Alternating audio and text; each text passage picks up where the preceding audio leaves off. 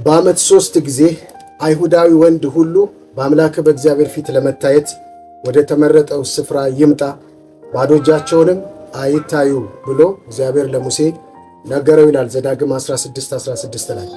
እነዚህ 3 ጊዜ የተባሉት የፋሲካ ወይም የፔሳ፣ የሱኮት ወይም የዳስ በዓል፣ የሻቫውት ወይም የበዓለ ሐምሳ በዓላቶች ናቸው።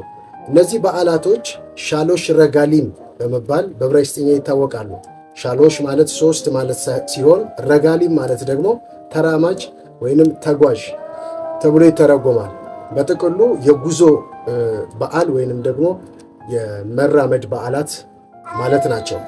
ከነዚህ በዓላት መካከል እንግዲህ አሁን ይሄ ትላንትና ቲሽሪ 15 የጀመረው ዛሬ ቲሽሪ 16 2 ብሎ የቀጠለው የዳስ በዓል ወይንም ሱኮት የምንለው በዓል ነው ማለት ነው።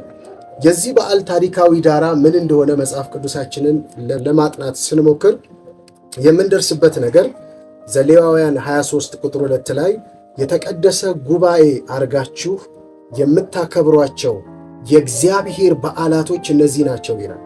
ይህንን በዓል መጽሐፍ ቅዱስ የሚያስተዋውቀን የእግዚአብሔር ነው ብሎ ነው። ይሄ በዓል ወይንም ደግሞ እነዚህ ሻሎሽ ረጋሊም የሚባሉት 3ቱ ግዴታ አይሁዳዊ ሁሉ በተመረጠው ስፍራ መጥቶ የሚያከብራቸው በዓላቶች የእግዚአብሔር በዓላቶች ናቸው ነው የሚለው መጽሐፍ ቅዱስ። ስለዚህ የዚህ በዓል የሱኮት የዳስ በዓል ባክግራውንድ ወይንም ደግሞ ታሪካዊ ዳራው የሚመነጨውና የሚመጣው ከመንፈሳዊው ዓለም ከእግዚአብሔር ዓለም ከእርሱ ዘንድ ነው ማለት ነው። የዚህ በዓል ጠንሳሽ የዚህ በዓል ሐሳቢ ይሄንን በዓል እንዲከበርም አሳልፎ የሰጠው ራሱ አምላካችን የእስራኤል ቅዱስ እግዚአብሔር ነው። እነዚህ በዓላቶች የእግዚአብሔር ከሆኑ እግዚአብሔር እነዚህን በዓል ለምን ሰጠ? ዓላማው ምንድን ነው? አሁንም ድረስ እነዚህ በዓላቶች ሕያው ናቸው ወይ?